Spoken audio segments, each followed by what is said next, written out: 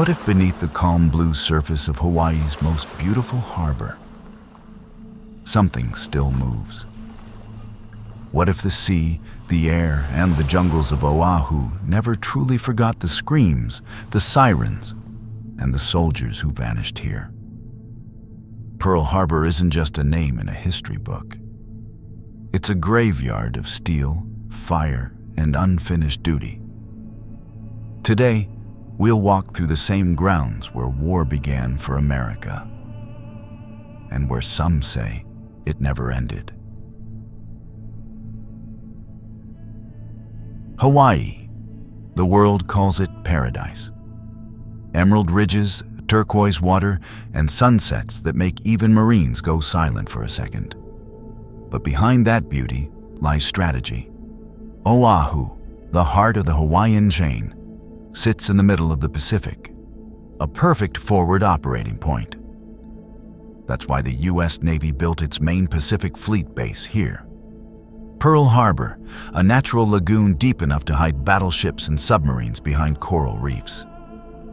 Long before that, the locals called it Waimomi, waters of pearl. To them, these waters were sacred and dangerous. They spoke of gods that guarded the sea, of kapu grounds where trespass meant death, and of spirits known as the Night Marchers, ancient warriors said to appear under the moon, marching to the beat of ghostly drums. The ocean, they believed, remembered everything. Then came the day that turned paradise into hell. December 7th, 1941, 600 hours. Over the horizon came 353 Japanese aircraft, Zeros, Kates, and Vals, in perfect formation. At 7:55, the first torpedo struck the side of Battleship Row. The USS Arizona, Oklahoma, West Virginia, and others were hit within minutes. Oil fires turned the sky black. Men ran through burning water. Some never made it out. Hundreds trapped below decks, banging for help that never came.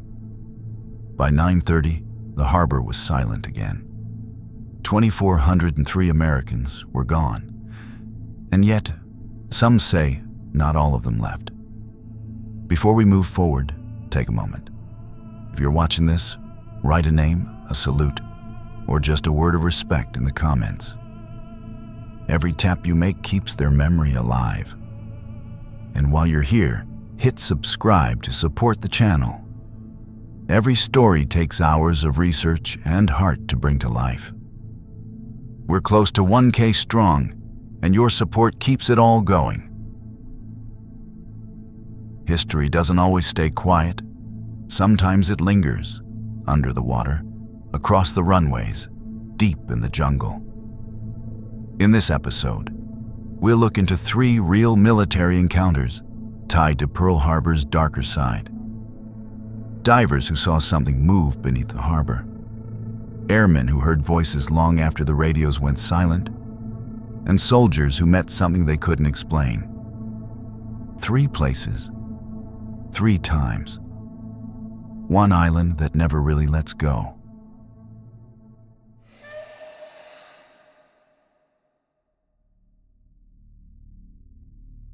It's quiet on the water at night. No wind, no ripple, just the low hum of the bass in the distance, and the faint metallic creak of the dock. That's when most of the training dives happen. Calm conditions, clear comms, and minimal surface disturbance. At Pearl Harbor's submarine base, the Navy's Explosive Ordnance Disposal Technicians, EODs, trained to handle the kind of tasks that would make most men freeze. Their area is called Underwater Ordnance Disposal Range Bravo, a restricted zone near Ford Island, marked by buoys and lined with sonar beacons. There, divers simulate mine clearance, demolition, and object recovery. It's precision work, measured in seconds and oxygen levels. On that particular week, one of the best in the group was Petty Officer 2nd Class Ethan Cole. 26, lean, confident. Cole held records for static apnea, breath hold diving, and was the kind of guy who could stay calm with a faulty regulator or a blacked-out mask. He'd done his time at the Naval Diving and Salvage Training Center in Panama City and had been assigned to Pearl Harbor's EOD detachment 6 months earlier. His performance in prior missions earned him the nickname Cold Water Cole. He didn't flinch, not at depth, not in dark, not even when others swore the harbor felt off. July 14th, 2007, 2100 hours. Training Area Bravo. Cole and 2 other divers were tasked with clearing 3 inert mines laid out in a 30-meter grid. Each diver would neutralize 1, simulate placement of C4 dummy charges, and return to surface for debrief. Cole went last. He descended using the Mk-20 surface-supplied diving system. Helmet comms connected to surface operators, umbilical line feeding air, depth gauge strapped to his wrist. Visibility was decent that night, maybe 10 feet. The harbor was calm, unusually calm. At 2112 hours, Cole located and disarmed his first mock mine, a sand-filled steel casing tethered to the seabed. 2 minutes later, he found his second. The task went smooth, methodical, professional. He reported completion and turned toward the third objective, at grid coordinate Bravo 3. That's when he noticed movement in the periphery of his light beam. At first, he thought it was another diver, someone out of position, but the body shape was wrong. The figure moved slowly, unnaturally, as if each motion was delayed by the water itself. Cole steadied his flashlight. The beam cut through a cloud of suspended sand and locked on the shape. It was a man. Or at least, it looked like one. Pale skin, almost translucent. Lips white as chalk. The body was thin, ribs pressing against the fabric of an old Marine Corps dress blue jumper, the kind worn in the 1940s. The figure's head tilted upward, eyes empty but open, and one hand lifted weakly, as if asking for help. Cole froze. He tried to identify. Maybe an old mannequin, debris, something from training stock. But then the thing moved again, arms stretching toward him, slow but deliberate. Cole reported over comms, voice steady. "Control, I've got an unidentified object at Bravo 3. Moving closer for inspection." No response. Just static. He inched forward. The water temperature dropped, his gauge fogged. He could hear his own breathing echoing inside the helmet. The figure's face became clearer now. Sunken eyes, mouth slightly open. It looked desperate. Instinct took over. Cole swam in, hooked his left arm under the man's shoulder for a rescue tow. But the instant he made contact, the body clamped onto him. It wasn't weak anymore. Bone-white hands snapped around his wrists, gripping so tight the Kirby Morgan helmet cables twisted under tension. His pressure gauge needle flickered. Bubbles erupted violently from the regulator ports. Cole struggled, kicking back, but the thing wouldn't release. Its face pressed near his visor, close enough for him to see the hollow sockets and pale gums. Through the calm static, he heard something that sounded like a voice. Faint, muffled, like a radio from another room. A man whispering, "Can't breathe." Cole fought harder, grabbed the emergency weight belt release, and pulled. Instantly, he rose. The sudden buoyancy ripped him free. The pale figure drifted below, its arms still reaching upward. Then, nothing. It dissolved into the darkness. He surfaced at 2119 hours, gasping. The safety crew dragged him onto the dock. His O2 monitor read 78%.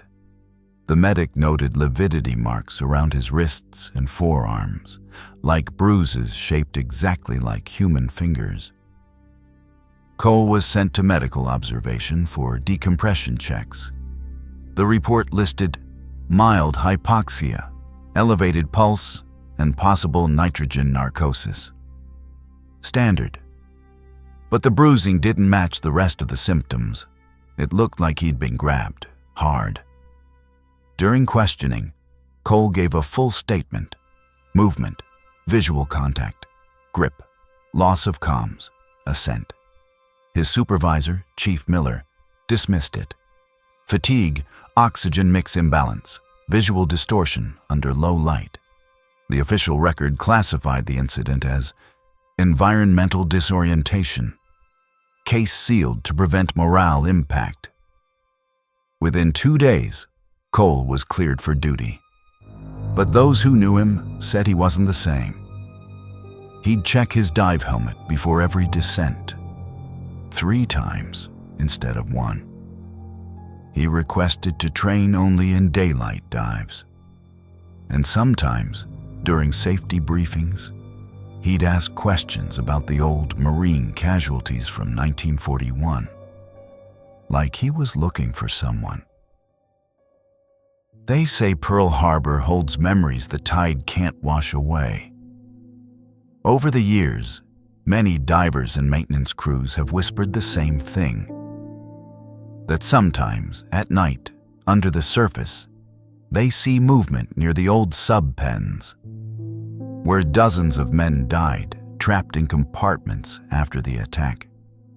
One chief from Submarine Squadron 1 reported seeing a man in a 1940s naval uniform walking along the pier. He thought it was part of a ceremony rehearsal, until the figure walked straight through the hull of a docked sub and vanished. Security teams logged several similar reports between 1998 and 2010. Always at night, always near the old slips where the USS Cachalot and USS Dolphin once moored.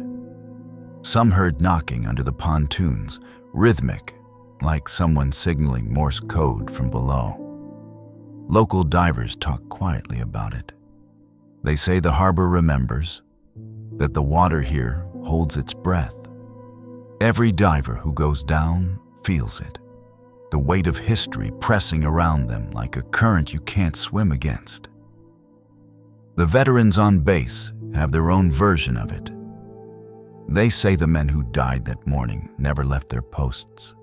They just adapted, from duty on deck to duty below.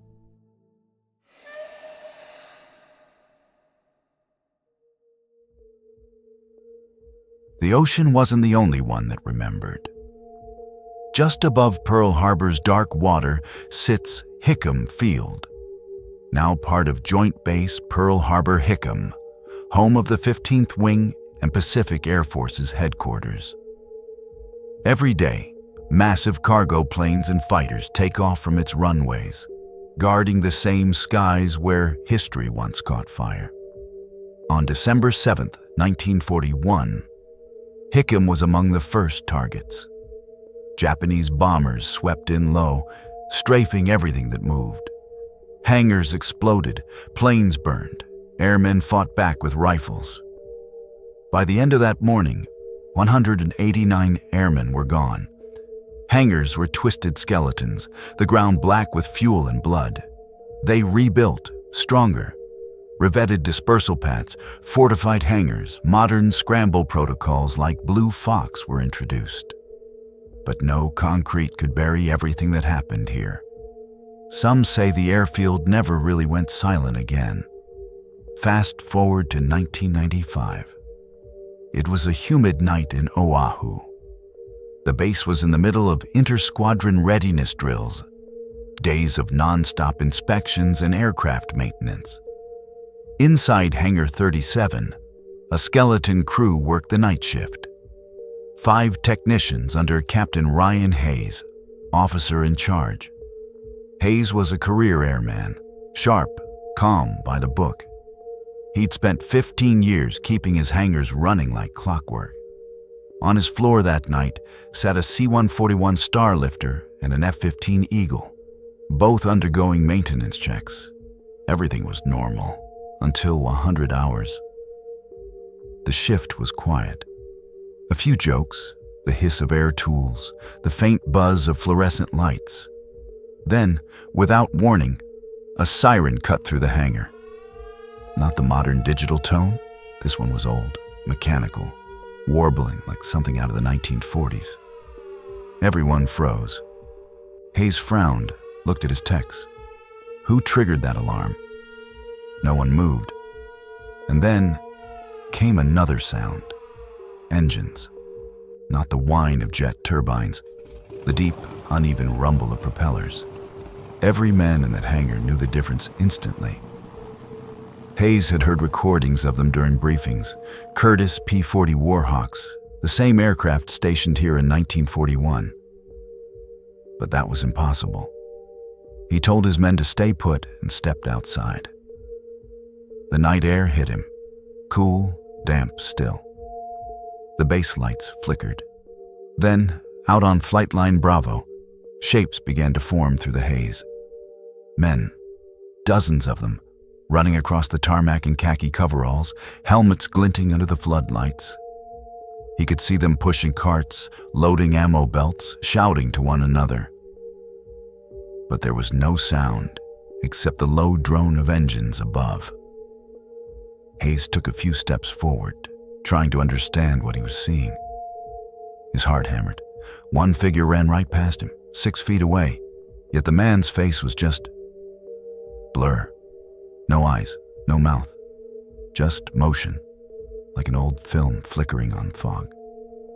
The ground vibrated, the siren grew louder, and then, just as suddenly, it stopped. The lights blinked once. Everything vanished. The tarmac was empty again, silent. The air smelled faintly of burning oil. Hayes stood there a full minute before going back inside. His crew stared at him, white-faced. One whispered, "Sir, you heard that too?" Hayes nodded. "Yeah, I did." He logged the incident at 108 hours, listed it as unidentified alarm anomaly and auditory interference. The next morning, base security checked everything. Alarms, flight logs, CCTV. Nothing. The system had no record of any siren. No footage, no sound, no movement. Command blamed fatigue, maybe sonic vibration from nearby aircraft. The report was filed away and forgotten. But Hayes didn't forget. He stayed on at Hickam for 2 more years. Never talked about it again. But others did. After the Pacific Aviation Museum opened in the early 2000s, using the same Hangar 37, staff started reporting strange occurrences at night. The janitorial team heard metallic crashes, tools falling when nothing had moved.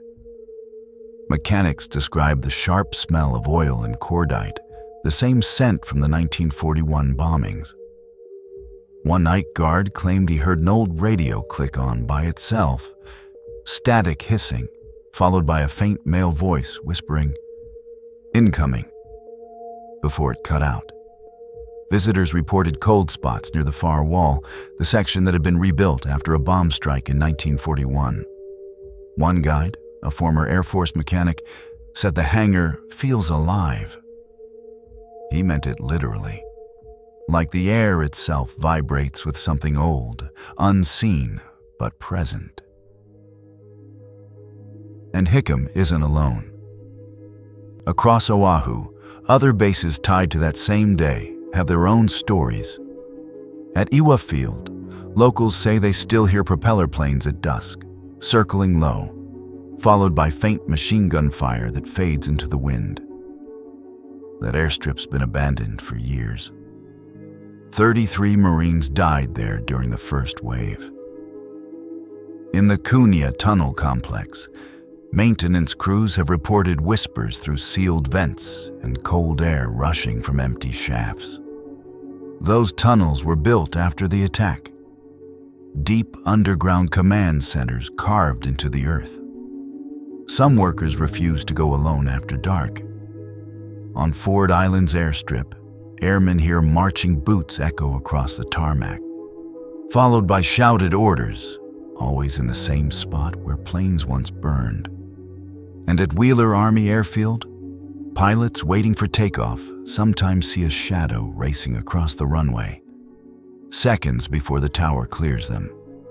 It shows up on no radar, no thermal scan, just visible enough to make your stomach twist. Old-timers say it's a pilot trying to take off, one who never got the chance. Official records from Hickam confirm it. 50 airmen and 5 officers died inside those hangars that morning. Most never made it outside. Some burned where they stood, others were trapped under collapsing roofs. The walls still bear faint pockmarks if you know where to look. So maybe that's why these things happen. Maybe those men are still doing what they were trained to do, running toward the fight, answering alarms that haven't sounded in decades. When planes idle too long on the tarmac or an alarm system glitches in the dead of night, the old crew chiefs just nod and mutter. They're still at work. Whatever Captain Hayes saw that night in 1995, it changed him. He retired quietly 2 years later. The report vanished into archives. But every new airman assigned to Hickam still hears the story, the operator's tale, they call it now. They say if you're on night duty near Hangar 37 and the base is quiet enough, you might hear the faint whir of propellers cutting through the dark. Sometimes the old scramble siren sounds for just a second, then stops. You'll look around and there'll be no one there. But the smell of oil and smoke will hang in the air. And for a brief moment, you'll swear you hear a man's voice calling out across the runway. Blue Fox, scramble, scramble. And just like that, it's gone. From airfields scorched by enemy fire to jungles where soldiers still train today, Hawaii's ghosts don't just belong to the past. They walk beside the living.